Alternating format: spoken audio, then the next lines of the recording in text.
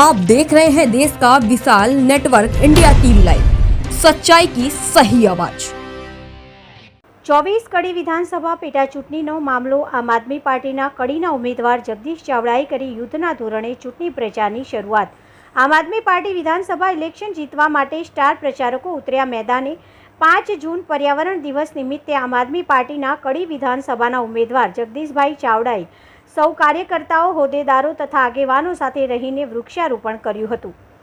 ચૂંટણી પ્રચારની શરૂઆત વૃક્ષારોપણ કરી વિશ્વ પર્યાવરણ દિવસની શુભકામના પાઠવી હતી। આમ આદમી પાર્ટીના સૌ કાર્યકર્તાઓ સાથે રહીને એક રેલીનું ભવ્ય આયોજન પણ કરવામાં આવ્યું હતું, જે કડીના મુખ્ય માર્ગ ઉપર ફરશે અને પર્યાવરણ જાગૃતિ તથા કડીના મુખ્ય સમસ્યાઓને લઈને ઉતરશે। ચૂંટણી પ્રચારમાં આમ આદમી પાર્ટીના હોદ્દેદારો તથા સૌ કાર્યકર્તાઓ સાથે આમ આદમી પાર્ટીના વિધાનસભાના ઉમેદવાર જગદીશભાઈ ચાવડાએ કોન્ફરન્સ યોજી હતી।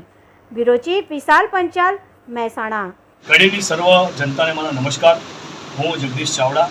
આમ આદમી પાર્ટી દ્વારા મને 24 કડી વિધાનસભાની 2025ની પેટા ચૂંટણીનો ઉમેદવાર જાહેર કરવામાં આવેલ છે। આજથી અમે અમારી પાર્ટીના તમામ સાથી મિત્રો દ્વારા કેમ્પેનિંગની શરૂઆત કરીએ છીએ, ચૂંટણી પ્રચારની શરૂઆત કરીએ છીએ અને આ પ્રેસ વાર્તામાં તમામ મીડિયાના મિત્રોનું સ્વાગત છે। હું કડીની જનતાને અહીંયાથી એ વચન આપવા આવ્યો છું કે આપનો દીકરો, હું કડીના ખાવડ ગામનો વતની છું, ખેડૂત પુત્ર છું, સામાન્ય પરિવારમાંથી આવું છું અને આપ સૌના સુખ દુઃખને બરાબર સમજું છું। હું આપની વચ્ચે એ વાત લઈને આવ્યો છું કે કડીના સર્વાંગી વિકાસ માટે, તમામ જાતિ સમુદાયના પડતર કાર્યો માટે, એના પ્રશ્નો વાચા આપવા માટે તમારી સાથે ખભે ખભો મિલાવીને એ પ્રશ્નો જે આઝાદીના 75 વર્ષ સુધી કોઈએ ઉપાડ્યા નથી એ ઉપાડવા માટે હું કટિબદ્ધ છું અને હું વચન આપું છું। સાથીઓ, કડી તાલુકાના મોટા ભાગના પાયાના પ્રશ્નો બેઝિક 4-5 છે કે જેમાં કડી ખેતી પ્રધાન વિધાનસભા છે, આમાં મોટાભાગે ખેડૂતો વધારે રહે છે। ખેડૂતોના પ્રાણ પ્રશ્નો છે કે પાણી એમને સમયસર મળે, ખાતર એમને સમયસર મળે। અહીંયા ખાતરની એવી પરિસ્થિતિ છે કે ખેડૂતોને રીસરનું વેટિંગમાં રહેવું પડે છે। ખાતરનું ઉત્પાદન થાય છે પણ ખેડૂતો સુધી પહોંચતું નથી। એ મોટા મોટા જે શેડમાં ઇન્ડસ્ટ્રીયલમાં થતું હોય છે ત્યાં પહોંચી જાય છે। એ રોકવાની મારી જવાબદારી છે। રેગ્યુલર પાણી મળે એની જવાબદારી છે। સમગ્ર કડીમાં આજે સવારે મેં ન્યૂઝપેપરમાં વાંચ્યું, અગોલ ગામની અંદર ગરનાળું સાફ ન થવાના કારણે ગંદુ પાણી ગામમાં પહોંચી જવાનું છે। આવું કોલાદ ગામની અંદર એવું છે કે ગામની અંદર એન્ટ્રી કરવી હોય તો તમારા પગ બગાડીને જ ગામમાં એન્ટ્રી થાય। મારા પોતાના ખાવડ ગામની અંદર પાછળ જે નેરિયું છે ત્યાં આગળ એટલી ગંદી વાસ આવે છે કે આખા ગામને બદતર હાલતમાં છે।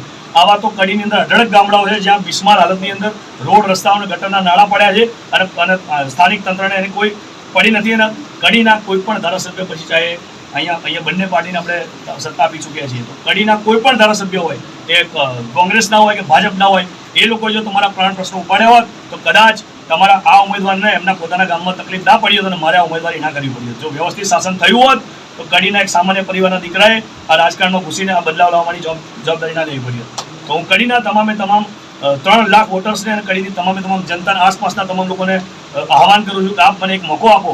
2 વર્ષની આ ટર્મ છે, આ 2 વર્ષમાં જો આપના લાગતા વળગતા તમામ જાતિ સમુદાયના પ્રશ્નો જો હું ના ઉપાડું અને કચકચાઈને આપણી સાથે ના ઉભો રહું તો 2 વર્ષ પછી મને કાઢી મૂકજો। 2 વર્ષ માટે એક મોકો આપો। ભાજપ કોંગ્રેસની જે નીતિ, તમારી પર દમનની નીતિ છે, જે તાનાશાહી છે, એનો હું પૂરજોર વિરોધ કરીશ। મારી જેટલી શક્તિ છે બધું હું એની પાછળ ઉપયોગ કરીશ અને આપણા હકના અધિકાર માટે સતત લડતો રહીશ। આટલું તમને વચન આપું છું। સાથોસાથ એ પણ હું આ વિડીયોના મારફતે કહીશ કે પરિણામ જે બી આપતો, કે મને જે બી આશીર્વાદ આપશો, હું અમને વચન આપું છું કે આપના આશીર્વાદના સરાખો પર રાખીને ચૂંટણીના પરિણામ બાદ પરિણામ જે પણ હશે, તમારો દીકરો તમારી સાથે ઊભો રહેશે અને મરતા દમ સુધી તમારી સાથે રહેશે। જય ભીમ, જય ભારત, ઇન્કલાબ જિંદાબાદ। સૌ સાથી પ્રેસ મીડિયાઓનું હાર્દિક સ્વાગત છે। સાથે સાથે મારી સાથે છે જગદીશ ચાવડાજી, જીતેન્દ્ર ઉપાધ્યાયજી, વિજય પટેલજી અને ભરત પટેલજી। આજે આપણે સૌ જાણીએ છીએ કે ગુજરાતમાં 2 પેટા ચૂંટણીઓ ડિક્લેર થઈ છે અને બંને ચૂંટણીઓ પર આમ આદમી પાર્ટીએ એક યુવા લડાયક નેતાઓને ઉમેદવારી આપી છે। કડીમાં જગદીશ ચાવડાજી, જે છેલ્લા કેટલા વખતથી 10 વર્ષથી આંદોલનકારી ચહેરો છે અને દરેક વર્ગ માટે તેમણે અવાજ ઉઠાવ્યો છે। સાથે સાથે આ બહેરી પોબડી સરકારને ઝુકાવી પણ છે અને દરેક વર્ગ માટે તેમને કામ કરવા માટે હંમેશા સફળ રહ્યા છે। હું આજે આમ આદમી પાર્ટી તરફથી એક વિનંતી પત્ર જે લોન્ચ કરવા જઈ રહ્યા છે, જે કડી વિધાનસભાના લોકો માટે જગદીશ ચાવડા તરફથી વિનંતી પત્ર છે। આમ આદમી પાર્ટી કડી વિધાનસભા 24માં ઘરે ઘરે જશે।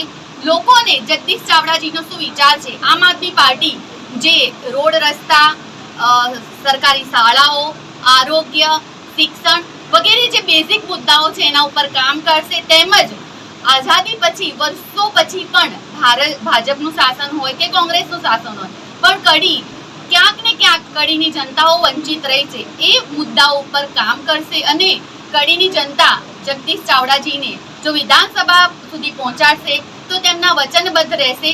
તે પ્રત્યેનું વિનંતી પત્ર અમે આજે લોન્ચ કરવા જઈ રહ્યા છે. તો આ છે તેનું વિનંતી પત્ર.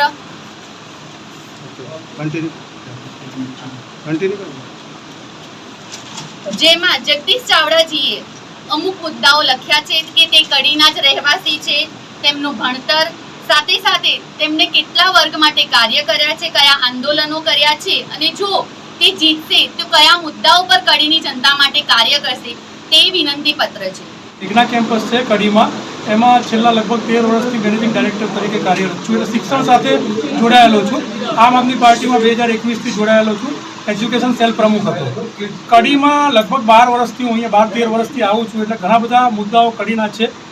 જગદીશભાઈને તમે જંગી બહુમતીથી જીતાડશો તો એમાંથી કયા મુદ્દાઓ મહત્ત્વના છે એની થોડી હું ચર્ચા કરવા માગું છું. આપણા આમ આદમી પાર્ટીનો મહત્ત્વનો મુદ્દો છે રોજગારી અને શિક્ષણ. આપણી કડીની આજુબાજુ જોઈએ તો ઘણી બધી જીઆઈડીસીઓ બની ગઈ છે. ધારો કે તમે જુઓ તો છત્રાલ જીઆઈડીસી છે, બેચરાજી છે, વિરમગામ જીઆઈડીસી છે. પણ આ જીઆઈડીસીમાં ઘણી બધી કંપનીઓ આવી હોવા છતાં લોકલ લોકોને જે સ્થાનિક રોજગારી મળવી જોઈએ, મારા ત્યાં જે અભ્યાસ કરે છે વિદ્યાર્થીઓ એના દ્વારા મને માહિતી એવી મળે કે સ્થાનિકોને જે રોજગારી મળવી જોઈએ એ રોજગારી મળતી નથી. એટલે અમારો મહત્વનો મુદ્દો એવો રહેશે કે જો જગદીશભાઈને તમે ચૂંટીને લાવશો તો સ્થાનિકોને 70-80% રોજગારી આપવામાં આવશે એવી અમે બાંયધરી આપીએ છીએ. એટલે રોજગારી એ બહુ મહત્વનો મુદ્દો છે જેને અમે આવરી લીધેલો છે. બીજો મુદ્દો એ છે કે કડીમાં નીતિનભાઈ એક્સ ડેપ્યુટી સીએમ હતા, બરોબર. આખા મહેસાણા જિલ્લાની વાત કરું શિક્ષણની તો આખા મહેસાણા જિલ્લામાં કોઈ સરકારી પોલિટેકનિક નથી. એટલે વિદ્યાર્થીઓને જો અભ્યાસ કરવો હોય 10મા પછી તો સરકારી કોઈ પોલિટેકનિક નથી. ઇવન સરકારી એન્જિનિયરિંગ કોલેજ આખા મહેસાણા જિલ્લામાં નથી. કડીમાં તો નથી પણ આખા મહેસાણા જિલ્લામાં નથી. તમે સરકારી મેડિકલ કોલેજ જુઓ તો સરકારી મેડિકલ કોલેજ ક્યાંય નથી આખા મહેસાણા જિલ્લામાં. એટલે શિક્ષણ અને રોજગાર આ બે મહત્વના મુદ્દાઓ છે આમ આદમી પાર્ટીની. જો તમે જગદીશભાઈને ચૂંટીને લાવશો તો આ બંને મુદ્દા ઉપર અમે કામ કરીશું. સ્થાનિકોને રોજગાર આપીશું અને મહેસાણા જિલ્લામાં મેડિકલ કોલેજ, एंजिनियरिंग कॉलेज और डिप्लोमा कॉलेज की स्थापना करीશું એ અમે બાંયધરી આપીએ છીએ. देश और प्रदेश की खबरों के लिए अभी सब्सक्राइब कीजिए इंडिया टीवी लाइव, साथ ही बेल आइकन को दबाना बिल्कुल ना भूलें, जिससे सबसे पहले खबर आप तक पहुंच